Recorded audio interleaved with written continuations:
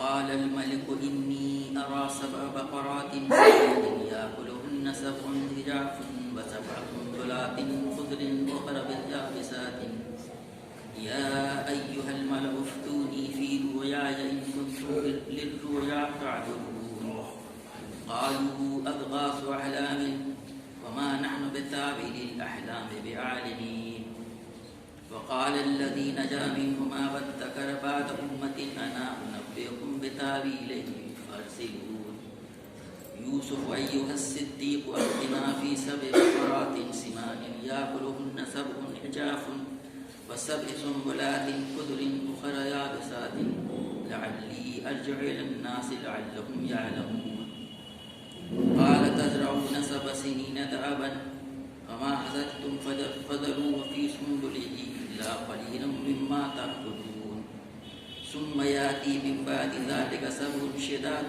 يأكلن ما قدمتم لهن إلا قليلا مما تحسنون ثم يأتي من بعد ذلك عام فيه يغاث الناس وفيه يعصرون وقال الملك ائتوني به فلما جاءه الرسول قال ارجع إلى ربك فاسأله ما بال النسوة اللاتي قطعن أيديهن إن ربي بكيدهن عليم قال ما خطبكن إذ راوتن يوسف عن نفسه قلنا حاش لله ما علمنا عليه من سوء قالت امرأة العزيز الآن حصحص الحق أنا راودته عن نفسه وإنه لمن الصادقين ذلك ليعلم أني لم أكن عليه وأن الله لا يهدي قيد الخائنين صدق الله العظيم صدق رسوله الكريم. یہ سورہ یوسف کے 6 رکوع کی اور 7 رکوع کی آیات ہیں. 43 تا 52 9 آیتیں. ان آیات کریمہ کا ترجمہ اس طریقے سے ہے. ایک روز بادشاہ نے کہا میں نے خواب میں دیکھا ہے کہ 7 موٹی گائیں ہیں جن کو 7 دبلی گائیں کھا رہی ہیں اور اناج کی 7 بالیں ہری ہیں اور دوسری 7 سوکھی. اے اہل دربار مجھے اس خواب کی تعبیر بتاؤ اگر تم خوابوں کا مطلب سمجھتے ہو. لوگوں نے کہا یہ تو پریشان خوابوں کی باتیں ہیں اور ہم اس طرح کے خوابوں کا مطلب نہیں جانتے. ان 2 قیدیوں میں سے جو شخص بچ گیا تھا اور اسے ایک مدت دراز کے بعد اب بات یاد آئی اور اس نے کہا میں آپ حضرات کو اس کی تعویل بتاتا ہوں, مجھے ذرا ریکٹ میں قید خانے میں یوسف علیہ السلام کے پاس بھیج دیجیے, مجھے ذرا بھیج دیجیے. اس نے جا کر کہا یوسف علیہ السلام اے سراپا راستی مجھے اس خواب کا مطلب بتا کہ 7 موٹی گائیں ہیں اور جن کو 7 دبلی گائیں کھا رہی ہیں اور 7 بالیں ہری ہیں اور 7 سوکھی. شاید کہ میں ان لوگوں کے پاس واپس جاؤں اور شاید کہ وہ جان لیں. یوسف علیہ السلام نے کہا 7 برس تک لگاتار تم کھیتی باڑی کرتے رہو گے. اس دوران میں جو فصلیں تم کاٹو ان میں سے بس تھوڑا سا حصہ جو تمہاری خوراک کے کام آئے نکالو اور باقی کو اس کی بالونی میں رہنے دو. پھر 7 برس بہت سخت آئیں گے, اس زمانے میں وہ سب اللہ کھا لیا جائے گا جو اس وقت کے لیے تم جمع کرو گے.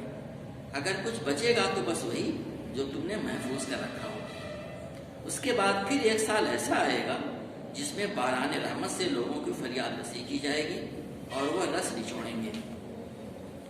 بادشاہ نے کہا اسے میرے پاس لاؤ.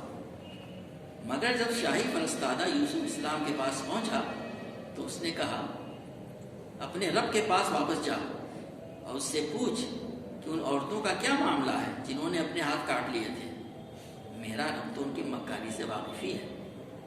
اس پر بادشاہ نے عورتوں سے دریافت کیا تمہارا کیا تجربہ ہے اس وقت کا جب تم نے یوسف علیہ السلام کو رجھانے کی کوشش کی تھی. سب نے یک زبان ہو کر کہا حاشا للہ, ہم نے تو اس میں بدی کا شائبہ تک نہ پایا.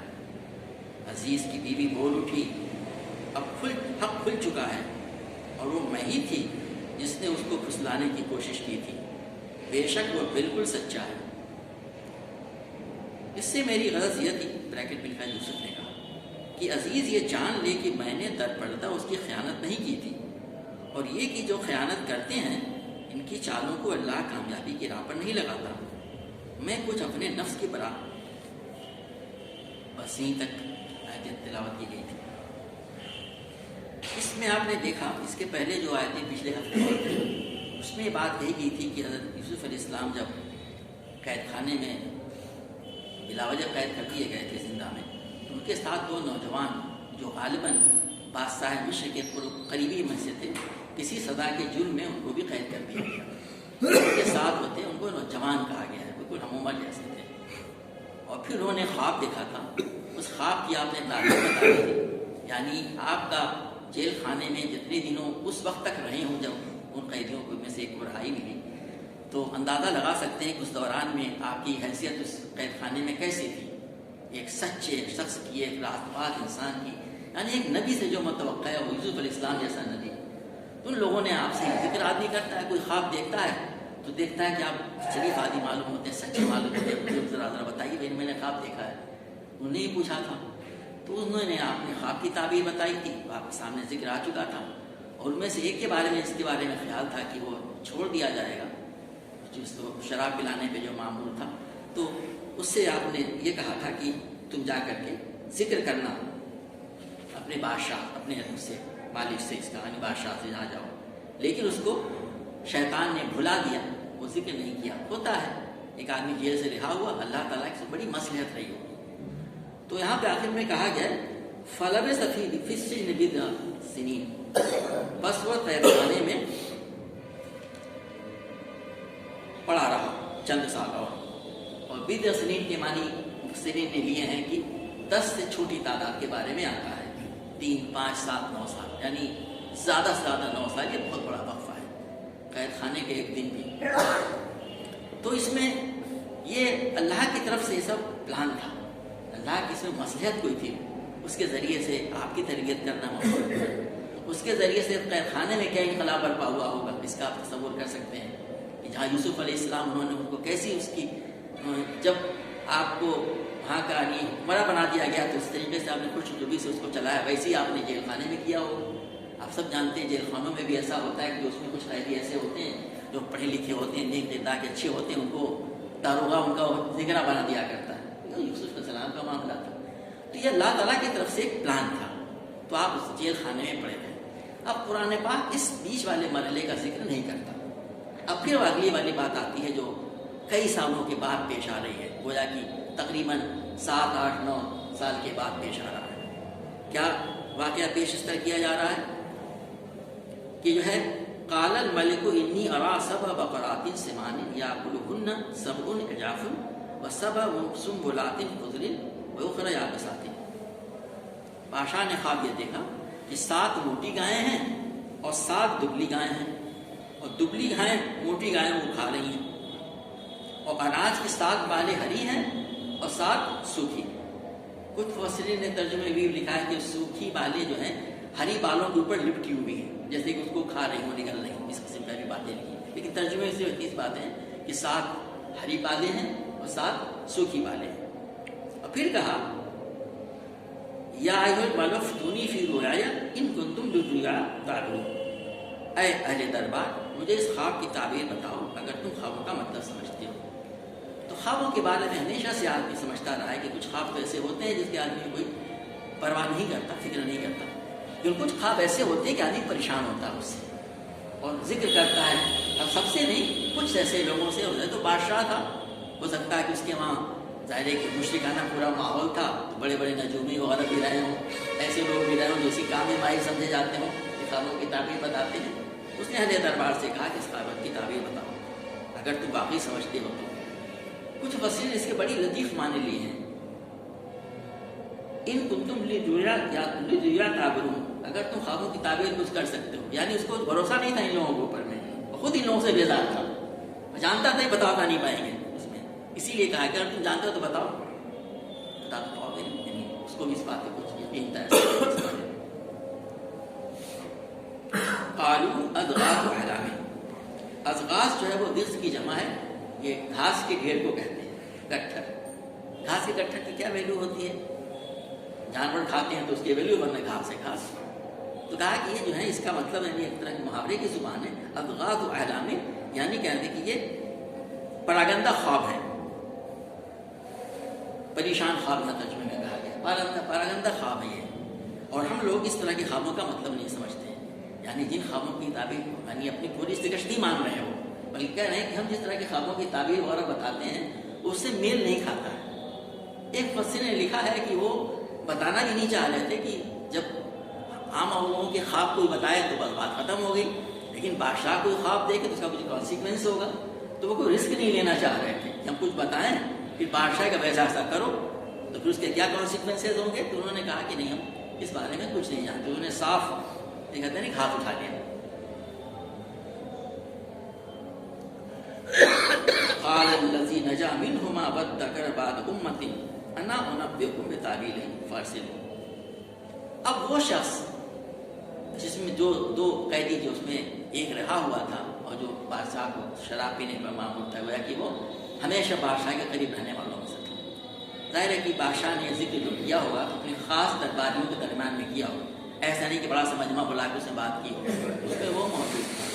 تو جب ان لوگوں نے جن کے سامنے اس خواب کا ذکر کیا گیا تھا اس سے اس کا اعلان کیا کہ ہم نہیں بتا سکتے, اس کے بارے میں ہم کل معذور ہیں, تب اس کو ایک مدت دراز کے بعد یہ بات آ گئی, ارے قید خانے میں حضرت یوسف تھے ہمارے دوستوں میں, انہوں نے ہمارے خواب کی تعبیر بتائی تھی, بالکل سچ نکلی تھی.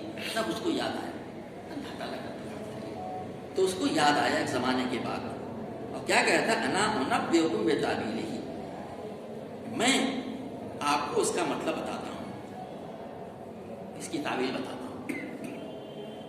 انہوں نے بڑی طرح طرح کی باتیں لکھی ہیں. وہ کہہ سکتا تھا کہ ایک شخص کے بارے میں جانتا ہوں میں, وہ بتا سکتا ہے, اس کو بلوایا جائے, ایسا کچھ نہیں کہا اس نے. ہر شخص اپنی پوزیشن کو بھی ذرا سا موقع بھی سے کہتے ہیں نا کیش کرنا, حالانکہ لفظ مناسب زیادہ نہیں معلوم ہوتا ہے.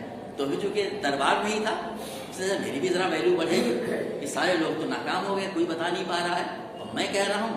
اور ظاہر ہے کہ وہ کوئی وزیر نہیں تھا, شراب پلانے پہ معمول ہے, کوئی چھوٹی لیول کی ہوتی ہے, کہ میں اس کی تعبیر بتاتا ہوں, بس مجھے اجازت دے دیجیے. ایسا نہیں کہ ایسے ہی ایسے اٹھے چل دیے, بادشاہ کے دربار میں فرض سے مجھے بھیج دیجیے. اس درمیان میں مفسرین نے لکھا ہے کہ اس نے بادشاہ کو تعجب ہوا ہوگا کہ اتنے بڑے بڑے ماہر تو بتا نہیں پا رہے ہیں, یہ کہہ رہا ہے میں بتا دوں گا. تو اس نے پوچھا ہوگا تو اس نے کہا ہوگا کہ نہیں میرے ساتھ ایسا واقعہ ہوا تھا, اور انہوں نے خواب, ان کے ایسے شخص تھے, وہ ایسے بزرگ, ان کے اندر امانت اور دیانت داری اور نیکی اور احسان کرنے والے, اور ہمارے خوابوں کی ایسی انہوں نے تعبیر بتائی تھی. یہ سب باتیں انہوں نے بتائی ہوئی اس تک. تو اس نے کہا فرض لو, بھیج دیجیے, ہمیں پرمیشن دے دیجیے جانے کی. گئے ہوں گے. قرآن پاک اختصار سے ایسی باتیں بتاتا ہے, اس میں ایک ایک لفظ میں سبق ہوتا ہے. اس کے برخلاف پچھلے کئی دروس میں باوی کئی بار ذکر آتا رہا ہے, اس کا میں ذکر نہیں کریں گے کیونکہ بالکل خرافات سے بھری ہوئی ہیں. ایسی ایسی باتیں اس میں لگتا ہی نہیں کہ نبی کے شان کے طرف ہے, تو اس کو کہنے کی کوئی ضرورت نہیں. اب وہ گیا ہوگا اور جانے کے بعد سے اس نے ظاہر ہے کہ پس منظر ہی بتایا ہوگا, لیکن قرآن پاک کتنا ڈائریکٹ بات کہتا ہے. یوسف علیہ السلام سے ضد کیا تھا جاتے وقت میں کہ ذکر کرنا, وہ بھولا ہوا تھا. اتنے سالوں کے بعد اس کو یاد آیا, تو جانے کے بعد میں اب ہونا یہ چاہیے تھا, جیسا کہ آدمی عام طور سے کامن سینس کہے گا کہ جا کے پہلے تو معذرت کے میں میری سوری, اتنا زمانہ ہو گیا مجھے یاد ہی نہیں آئے گا.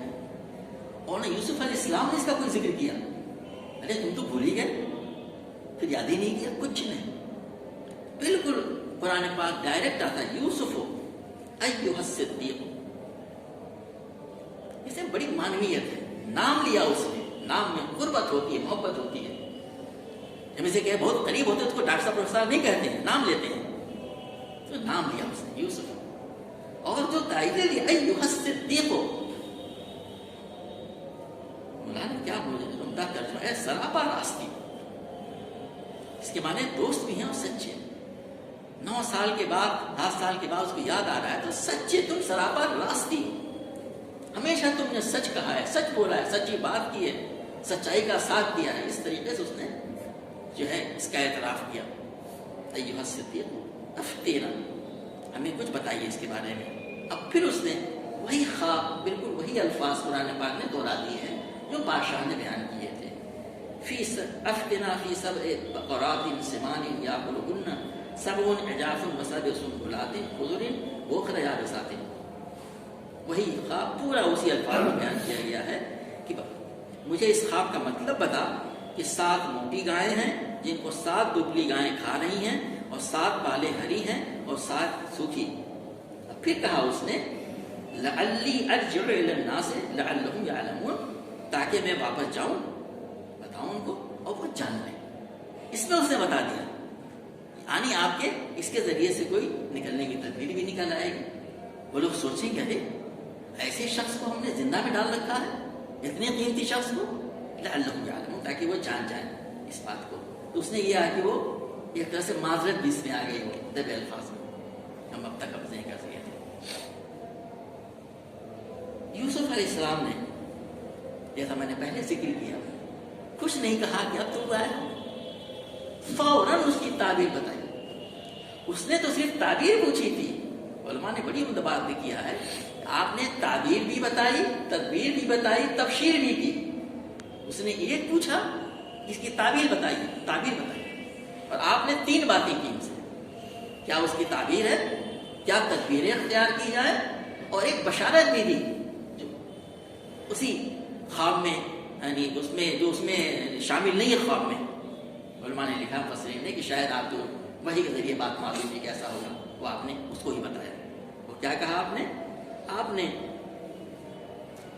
موٹی گایوں، 7 موٹی گایوں سے، 7 گایوں سے اور 7 بالیوں سے مراد 7 سال لیے، اور موٹی گایوں ہری گایوں سے مراد سرسبزی، ہریالی، شادمانی، اور طرح طرح کی جسے کہتے ہیں کیا ہے کہ بمپر کراپ جسے کہتے ہیں ہونے والی، اور 7 دبلی گایوں کو اور 7 سوکھی بالیوں سے مراد 7 وہ سال لیے ہیں جس میں کہ خوشحالی ہوگی، قحط ہوگا، اور وہ ان میں جو چیز جمع ہوگی اس کو کھا جائیں گی۔ ایسی ہوتا ہے، اس طرح سے آپ نے مراد لیا ہے۔ مفسرین نے بہت سی باتیں لکھی ہیں کہ قدیم مصری تہذیب میں گایوں سے مراد سال لیا جاتا تھا، تو یعنی یہ کچھ ایسی الرٹ اپ نہیں ہوتا ہے، بلکہ اس کے پیچھے کوئی نہیں، باتوں کی تک سمجھنا قرآن کے پچھلی آیتوں میں بات آ چکی ہے، آپ اس کے ذریعے سے ان کو یہ بات بتائی۔ آپ نے کہا قال تزرعون 7 سنین دابا،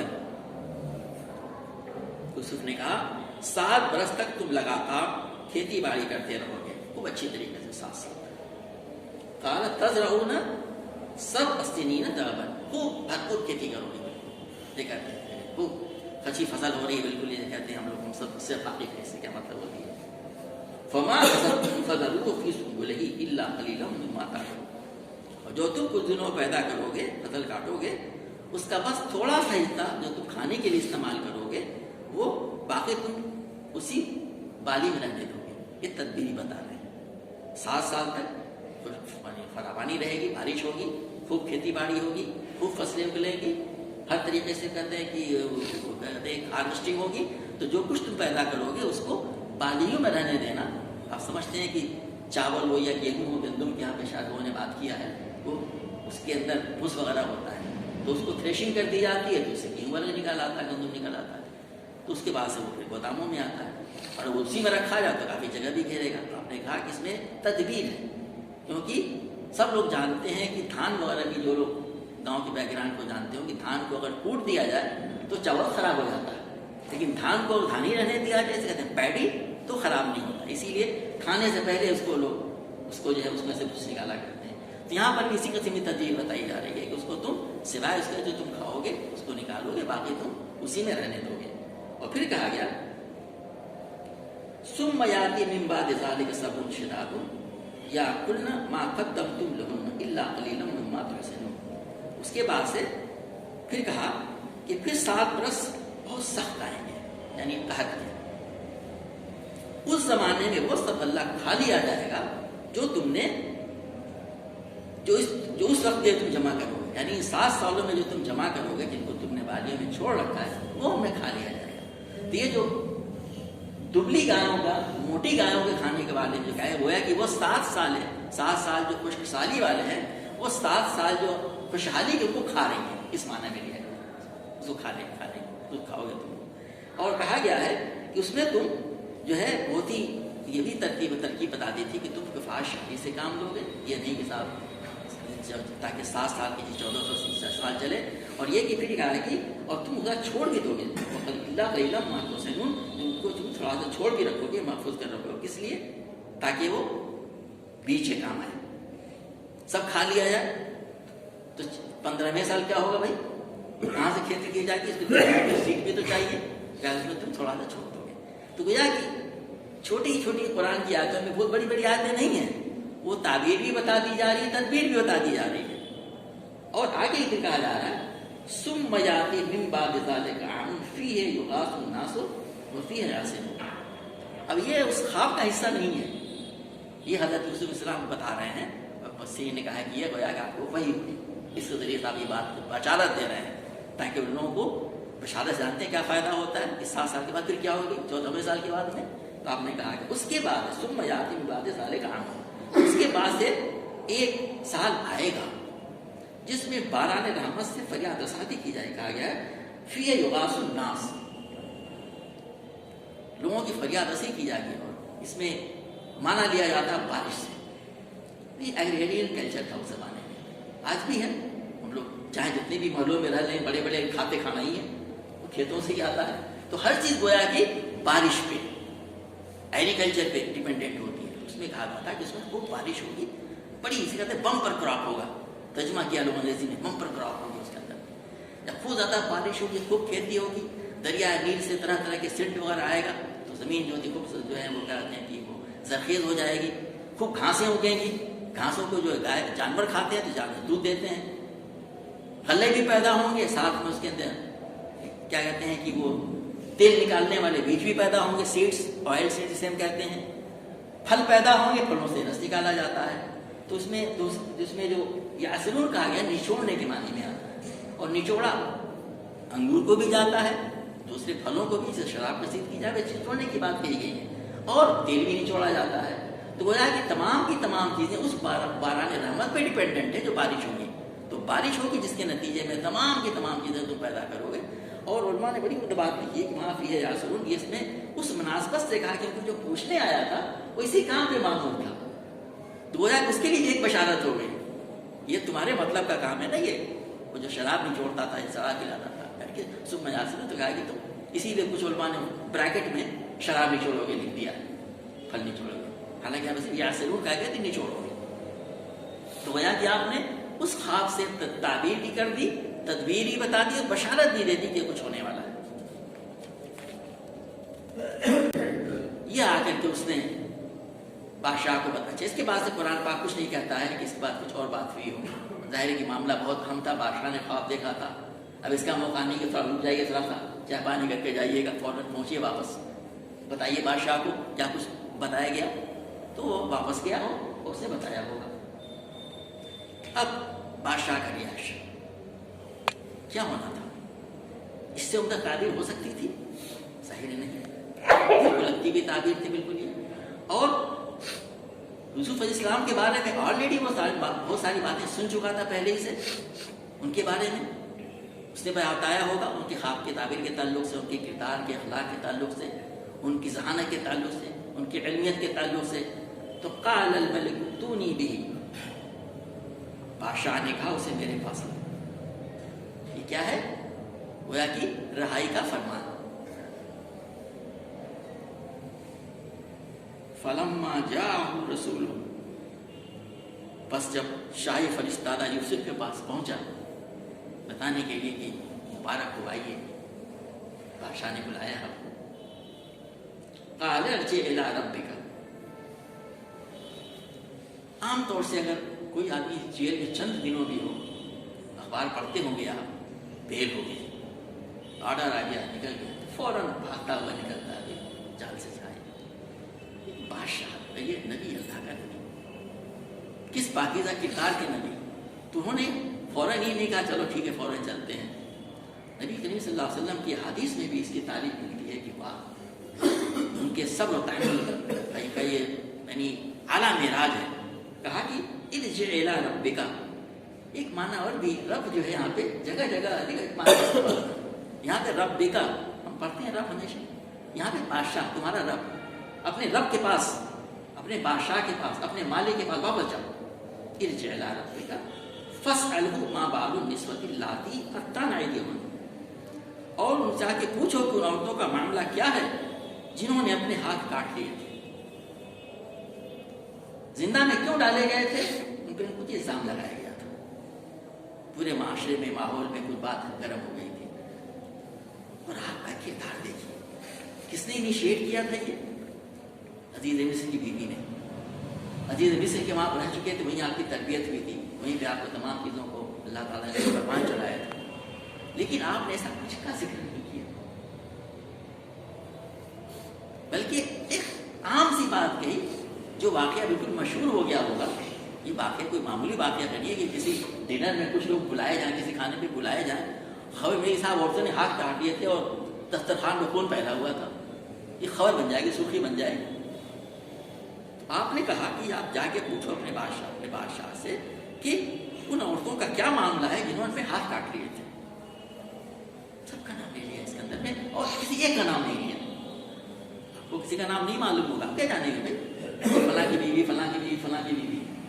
وہ تو اپنا سیدھے سے گئے, پل رکھ کے چلے گئے ہوں گے جس نے بلایا تھا ان کو. لیکن یہ واقعہ سب کو معلوم ہوگا. عزیز کا نام نہیں آیا, عزیز مصر کی بیوی کا نام, کسی کا نام نہیں اس میں آیا.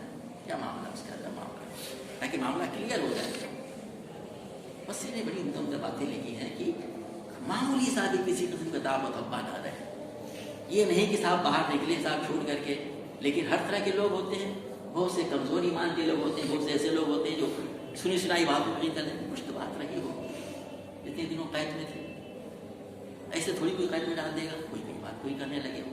یا کچھ دنوں کے بعد میں جو حاسدین ہو وہ جو ہے پھر کوئی الزام لگا دیں کہ صاحب ایک مرتبہ کیس چلا تھا ان کے اوپر میں, دیکھیے صاحب کیا معاملہ تھا اس کا. یہ تو آپ چاہتے تھے کہ تمام چیزوں سے پاک صاف ہو کر کے بالکل نکالا جائے, بالکل آپ کی پوری طریقے سے برات کا اعلان کیا جائے کہ بالکل کس کردار کے آپ ایک نبی کا کام کرنا تھا آپ معاشرے میں جا کر کے, کسی قسم کا کسی کوئی طرح کا کتاب بنا رہے.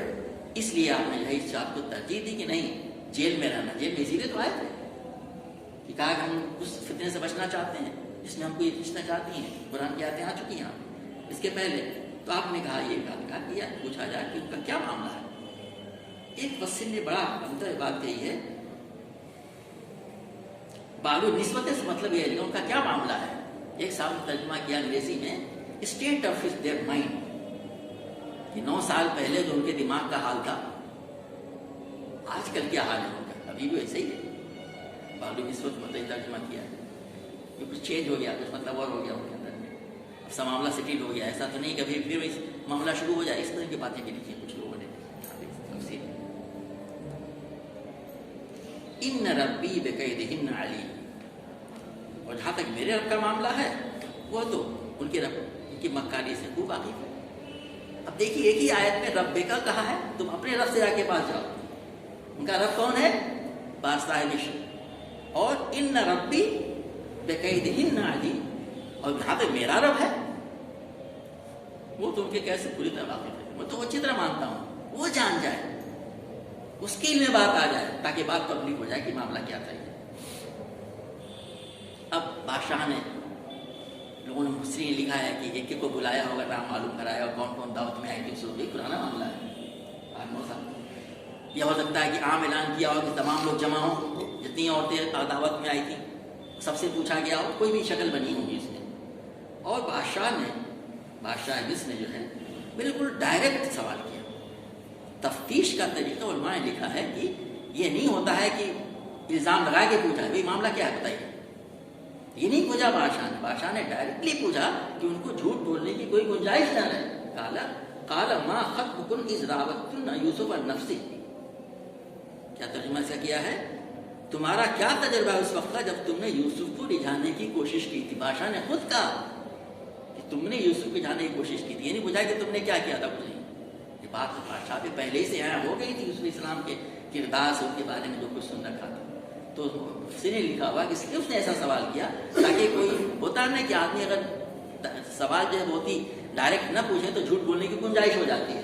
پر بادشاہ نے موقع ہی نہیں دیا کہ کوئی جھوٹ بولے اس کے اندر, کہ نہیں کچھ ایسا معاملہ تھا. تم نے جانے کی کوشش کی تھی، تمہارا کیا تجربہ ہے بتاؤ. یہ انہوں نے ترجمہ کیا ہے کہ تمہارا کیا تجربہ ہے اس وقت جب تم نے اس کو جانے کی کوشش کی تھی. کیا جواب دیتی؟ قل حاش للہ، سب نے یک زبان ہو کر کہا حاشا للہ، ما علمنا علیہ من سوء، ہم نے تو اس میں بدی کا شائبہ تک نہ پایا. پورا مجمع کہہ رہا ہے حاشا للہ، ہم نے اس میں تو بدی کا شائبہ تک نہیں پایا. اب اتنا سا جملہ بول دیا، ظاہر انہوں نے اور بھی کچھ باتیں کہی ہوں گی، لیکن اتنے ہی میں تمام بات آ گئی. پوری برات کا اظہار کر دیا. بادشاہ نے کہہ دیا تم نے جانے کی کوشش کی تھی، اٹ از نون فیکٹ. وہ کہتی ہے حاشا للہ، ہم نے اس میں کوئی برائی نہیں پائی، شائبہ نہیں پایا برائی کا. کلمہ کو عمدہ کیا ہے، من سوء، ہم نے شائبہ نہیں پایا ذرا سا بھی. اب اصل جو کردار تھا اس کا بھی سامنے آنا ضروری تھا. قالت امرأة العزیز الآن حسس الحق، کس نے شروع کیا؟ عزیز مصر کی بیوی نے. اب وہ بول اٹھی، عزیز کی بیوی بول اٹھی، اب حق کھل چکا ہے. انا راودت عن نفسی، میں نہیں اسے جانے کی کوشش کی تھی. آپ کو یاد ہوگا جب دروازے کی طرف بھاگے تھے تو اس نے قبل اس کے کہ یوسف السلام کچھ بولتے، ظاہر کو بولتے کیا وہ، اس نے کہا کہ کوئی شخص تمہاری بیوی پہ بری نگاہ ڈالے تو اس کی کیا سزا ہونی چاہیے، الزام لگایا تھا نا. آج وہ کہہ رہی ہے کہ میں نہیں اس کو رجھانے کی پھسلانے کی کوشش کی تھی. وَإِنَّهُ لَمِنَ الصَّادِقِينَ، بے شک وہ بالکل سچا ہے. خواب کی تعبیر پوچھنے گیا تھا، اس نے کہا تھا ایھا الصدیق.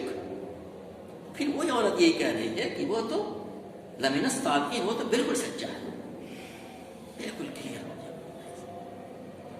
پورے دربار میں مجمع میں سب نے اقرار کر لیا کہ بالکل یوسف صاحب کی کوئی برائی کا تو معاملہ پہلے ہی سے تھا، لیکن سب کو معلوم ہو گیا بالکل یہ کوئی ان کے اندر نہیں تھی، انہوں نے گڑبڑ کی تھی، انہوں نے مچائی تھی. اور یوسف کی بیوی نے بھی، وہ عزیز کی بیوی نے بھی کہا کہ اب وقت واضح ہو چکا ہے، اسی لیے اس نے بھی اس کا اعتراف کر لیا. اس کے بعد آخری آیت میں جو بات کہی گئی ہے اس میں مفسرین میں تھوڑا سا اختلاف بھی ہے، اور کہہ سکتے ہیں کوئی معنی لیے آ سکتے ہیں. انشاءاللہ اگلے ہفتے وہ بات آ جائے گی. ذالک لیعلم انی لم اخنہ بالغیب وان اللہ لا یہدی کید الخائنین. اب یہ آیت جو ہے، یہ ٹکڑا جو ہے، یہ کس نے کہا؟ اس کا جواب ترجمہ یہاں پہ یہ کیا گیا ہے. یوسف نے کہا اس سے میری غرض یہ تھی کہ عزیز یہ جان لے کہ میں نے در پردہ اس کی خیانت نہیں کی تھی، اور یہ کہ جو خیانت کرتے ہیں ان کی چالوں کو اللہ کامیابی کی راہ پر نہیں لگاتا. یعنی یہ بات کس نے کہی؟ تو کہا جا رہا ہے کہ اس میں لوگوں نے کئی اس کے معنی کیے ہیں کہ ابھی تو آپ جیل میں ہی ہیں، اور انہوں نے کہلوا بھیجا تھا، بادشاہ نے ایک دربار لگایا، اس میں سب کو بلوایا، سب نے اس کا اقرار کیا، آپ تو وہاں موجود نہیں ہیں. اب یہ جملہ کہاں کہا؟ تو کسی نے اس کے معنی یہ لیے ہیں کہ جب آپ تک یہ بات پہنچی تو تب آپ نے یہ بات جملہ بولا کہ میں نے اس لیے کیا تھا تاکہ لوگوں کو معلوم ہو جائے کہ میں نے عزیز کی کبھی خیانت نہیں کی. ایک الزام تھا نا یہ، تو ان کے میں نے خیانت اس کی نہیں کی، میں نے اس کے غائبانہ میں نے ایسا کوئی گڑبڑ، میں نے کوئی غلط کام یہ نہیں کیا تھا. اور واقعہ یہ کہ اللہ تعالیٰ خیانت کرنے والوں کو کامیاب ہونے نہیں دیتا ہے. کچھ دنوں تک تو لگتا ہے کہ چل رہا ہے ان کا، لیکن چلنے نہیں دیتا. اس میں بہت بڑی بات ہی کہی گئی، ان اللہ لا یہدی کید الخائنین، اللہ تعالیٰ خیانت کرنے والوں کو کی خیانت کو چلنے نہیں دیتا ہے. یہاں پہ اس پر بھی جو ہے ہم کو سمجھ لینا چاہیے کہ ہم لوگ اکثر کہا کرتے ہیں کہ یہ جو کانسپریسی تھیوریز اور کیا کیا آتا جاتے ہیں، تو اس بارے میں جاننا چاہیے کہ اللہ تبارک و تعالیٰ جو ہے قید کو، کانسپریسی کو چلنے نہیں دیتا. ہمارا اس پہ یقین ہونا چاہیے. تو وہی سوچنا یہ کہہ رہے ہیں کہ خیانت کرنے والوں کی اللہ تعالیٰ چلنے نہیں دیتا. جو تو خیانت کرنے والا ہو، یہ خیانت ہوتی ہے اگر میں ایسا کرتا تھا، اس لیے میں نے ایسا کیا تھا. اور آگے کی آیت جو پھر اسی کی تشریح میں آ رہی ہے کہ میں کوئی اپنے نفس کی برات نہیں کر رہا. یہ بات پہلے بھی آ رہی ہے، انشاءاللہ اس سلسلے میں بات آئے گی تو آپ جانیں کہ دیکھیے یہ ہے ایک نبی کو کیسا کا کردار ہونا چاہیے. جو لفظ صدیق کہا گیا بہت اہم ہے. آپ تو نبی تھے، نبی صلی اللہ علیہ وسلم، حضرت یوسف علیہ السلام، یہ صدیق کہا گیا. یاد ہوگا نبی صلی اللہ علیہ وسلم کے بارے میں بھی نبوت سے پہلے لوگوں نے کہا تھا هذا الامین هذا الصادق. آپ تو یہ تو امین ہے، یہ تو صادق ہے. دائی، ایک دائی کے بارے میں یہ رائے بن جائے لوگوں. ظاہر ہے ہم نبی تو نہیں ہو سکتے، ہمارے لیے نمونہ اسوہ ہیں. ہم میں سے بھی ہر شخص کو مسلمان کو یہی کردار اپنانا چاہیے. اس قسم کا کردار ہو جائے کہ لوگ آپ کو سچا کہنے لگے. ہم لوگوں نے طرح طرح کے واقعات سنے ہیں جو آتا تھا کہ آج سے 70 سال پہلے جب حکومت دوسری تھی تو لوگ مسلمانوں کی گواہیاں لیا کرتے تھے. آج کے معاملہ ہمارا ایسا ہی ہے. ہم صدیق سمجھے جائیں، ہم سچے سمجھے جائیں. اس میں اس معاملے بھی بہت سبق ہے. کردار اخلاق کیسا ہونا چاہیے دائی کا، یہ رائے قائم کرنے لگے. اللہ تبارک تعالیٰ سے دعا ہے کہ نہیں قرآن پاک کو پڑھنے، سمجھنے، اس پر عمل کرنے اور اس کی دعوت کو عام کرنے کا. ربنا تقبل منا انك انت السميع العليم وتب علينا انك انت التواب الرحيم. سبحان ربك رب العزة عما يصفون